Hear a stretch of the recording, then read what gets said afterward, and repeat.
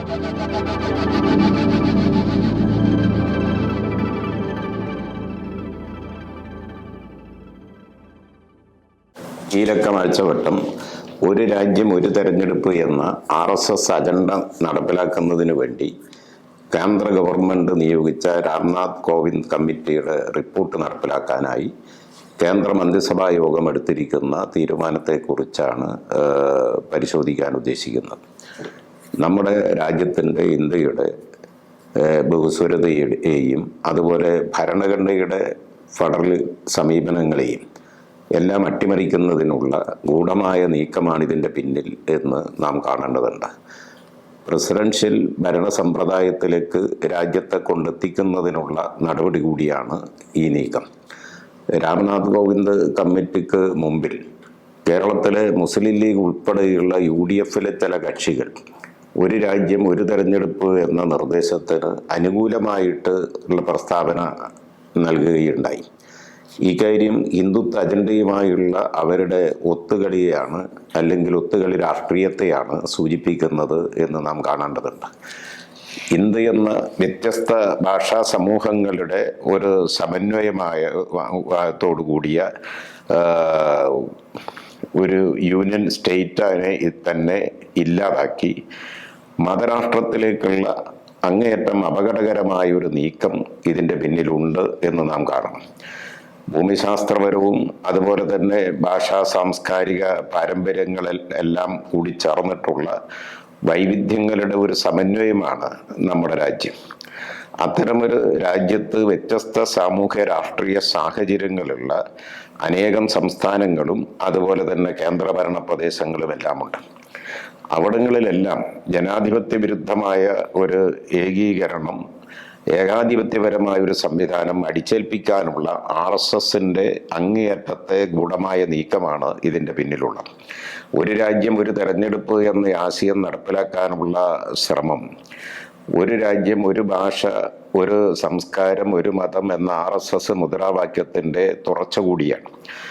മുൻ രാഷ്ട്രപതി കൂടിയായിട്ടുള്ള രാംനാഥ് കോവിന്ദിൻ്റെ നേതൃത്വത്തിൽ ഇതിനായി ഒരു ഉന്നതാധികാര സമിതി രൂപീകരിക്കുകയുണ്ടായി.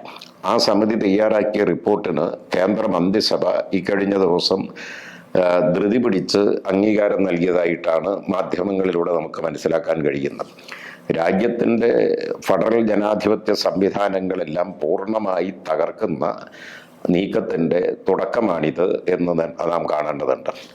സംസ്ഥാന ഗവൺമെൻറ്റുകൾ നടത്തുന്ന സാമ്പത്തിക സേവന മേഖലകളിലേക്കെല്ലാമുള്ള കേന്ദ്ര ഗവൺമെൻറ്റിൻ്റെ കടന്നുകയറ്റവും തങ്ങളുടെ ആശയങ്ങളോട് വിയോജിക്കുന്ന രാഷ്ട്രീയ പാർട്ടികളോടുള്ള BJPയുടെ അങ്ങേയറ്റത്തെ അസഹിഷ്ണുതയും അതുപോലെ തന്നെ മുമ്പൊരു നേതാവിനും കഴിയാത്ത വിധം രാജ്യത്തെ മാറ്റിത്തീർക്കാൻ ബഹുമുഖമായ കഴിവുള്ളയാളായി പ്രധാനമന്ത്രി നരേന്ദ്രമോദിയെ ഉയർത്തിക്കാണിക്കാനുള്ള വ്യഗ്രതയുമെല്ലാം ഇതിൻ്റെ ഭാഗമാണ് എന്ന് നാം കാണണം. രാജ്യത്തിൻ്റെ വൈവിധ്യങ്ങളിലെ ശക്തിയെ പൂർണ്ണമായി നിഷേധിക്കാനുള്ള RSSന്റെ പ്രത്യയശാസ്ത്രപരമായ അജണ്ടയും ഇതിൻ്റെ പിന്നിൽ ഒളിഞ്ഞു കിടപ്പുണ്ട് എന്ന് നാം ഗൗരവത്തോടെ തന്നെ മനസ്സിലാക്കേണ്ടതുണ്ട്. പകരം സമ്പൂർണമായ ഒരു ഏകാത്മകത്വമാണ് RSS ലക്ഷ്യം വെക്കുന്നത്. വൈവിധ്യങ്ങളുള്ള ഇതെല്ലാം ഉൾക്കൊള്ളുന്ന ജനതയെയും ജാതി മതങ്ങളെയും രാജ്യത്തിൻ്റെ മഹത്തായ പാരമ്പര്യത്തെയും ഭാഷയെയും എല്ലാം കോർത്തിണക്കുന്ന നാനാത്വത്തിലെ ഏകത്വം എന്ന സങ്കല്പത്തിനു പകരം ഏകാത്മകത്വം അടിച്ചേൽപ്പിക്കാനുള്ള നീക്കം കൂടിയാണിത്. ഒരു രാജ്യം ഒരു നികുതി, ഒരു രാജ്യം ഒരു റേഷൻ കാർഡ് എന്നിവ അടിച്ചേൽപ്പിച്ചതിനും അപ്പുറമാണ് ഇതിൻ്റെ ഫലം എന്ന് നാം കാണണം. ഒരു രാജ്യം ഒരു തെരഞ്ഞെടുപ്പ് എന്ന അജണ്ട നടപ്പിലായാൽ കേന്ദ്ര സർക്കാരിൻ്റെ രാഷ്ട്രീയവും ഭരണപരവുമായ അധികാരം എത്രയോ ഇരട്ടിയായി വർദ്ധിക്കാൻ പോവുകയാണ്. സംസ്ഥാന ഗവൺമെൻറ്റുകൾ അങ്ങേയറ്റം ദുർബലമാകും എന്നുള്ളത് തീർച്ചയാണ്. സംസ്ഥാന നിയമസഭകളുടെയോ മന്ത്രിസഭകളുടെയോ കാലാവധി വെട്ടിക്കുറക്കുകയോ നീട്ടി നൽകുകയോ ചെയ്യുന്നത് പാർലമെന്ററി ജനാധിപത്യത്തിൻ്റെ തത്വങ്ങൾക്കും അതുപോലെ തന്നെ ഭരണനിർവഹണ സമിതികൾക്ക് നിയമനിർമ്മാണ സഭകളോടുള്ള ഉത്തരവാദിത്വത്തിനുമെല്ലാം ഘടകവിരുദ്ധമാണ്, അങ്ങേയറ്റം എതിരാണ്. ഫലത്തിൽ ഒരു രാജ്യം ഒരു തെരഞ്ഞെടുപ്പ് എന്നത് കേന്ദ്ര ഗവൺമെന്റിന്റെ അധികാര കേന്ദ്രീകരണവും ഫെഡറലിസത്തിന്റെ സർവനാശത്തിനുമായിരിക്കും വഴിവെക്കുക. സംസ്ഥാന നിയമസഭകളുടെ കാലാവധി വെട്ടിച്ചുരുക്കാനോ നീട്ടി നൽകാനോ രാഷ്ട്രപതിക്ക് നൽകുന്ന അധികാരം, അതായത് കേന്ദ്ര ഗവൺമെന്റിന് നൽകുന്ന അധികാരം, സംസ്ഥാനങ്ങളിലെ നിയമസഭാ സാമാജികരുടെയും എല്ലാം അവകാശങ്ങൾക്ക് നേരെയുള്ള നീചമായ കടന്നാക്രമണം കൂടിയാണ്. ജനങ്ങൾക്ക് അവരുടെ ഇച്ഛക്കനുസരിച്ചുള്ള സർക്കാരുകൾ ഉണ്ടാകുക എന്നതും ഇതോടുകൂടി നിയന്ത്രിക്കപ്പെടാൻ പോവുകയാണ്. ഇപ്പോൾ തന്നെ പ്രതിപക്ഷ പാർട്ടികൾ ഭരിക്കുന്ന സംസ്ഥാന ഗവൺമെന്റുകളുടെയും നിയമസഭകളുടെയും എല്ലാം അവകാശങ്ങളുടെ മേലെ ഗവർണർമാർ നിരന്തരം കടന്നു കയറുകയാണ്.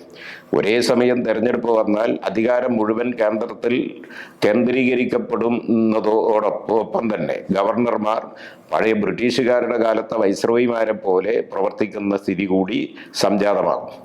ഒരു രാജ്യം ഒരു തെരഞ്ഞെടുപ്പ് സംവിധാനം അടിച്ചേൽപ്പിക്കാനുള്ള ജനാധിപത്യ വിരുദ്ധ നീക്കത്തിനെതിരായി രാംനാഥ് കോവിന്ദ് സമിതിക്ക് മുമ്പിൽ CPIM കടുത്ത വിയോജിപ്പ് അപ്പോഴേ രേഖപ്പെടുത്തുകയുണ്ടായി. ഫെഡറൽ സംവിധാനത്തെ നിർവീര്യമാക്കി കേന്ദ്രത്തിന് എല്ലാ അധികാരങ്ങളും നൽകാനുള്ള RSSന്റെ ഗൂഢ അജണ്ടയാണ് ഇതിൻ്റെ പിന്നിലുള്ളത് എന്ന് CPIM ആ ഘട്ടത്തിൽ തന്നെ ചൂണ്ടിക്കാണിച്ചിരുന്നു. 2014 മുതൽ ഒരു രാജ്യം ഒരു തെരഞ്ഞെടുപ്പ് എന്ന മുദ്രാവാക്യം പ്രധാനമന്ത്രി നരേന്ദ്രമോദി പറഞ്ഞ് തുടങ്ങിയിരുന്നു. 2020 അദ്ദേഹം പറഞ്ഞത് ഇത് ചർച്ചയ്ക്ക് വിധേയമാക്കേണ്ട കാര്യമൊന്നുമല്ല, മറിച്ച് രാജ്യത്തിൻ്റെ അനിവാര്യതയാണ് എന്നാണ്.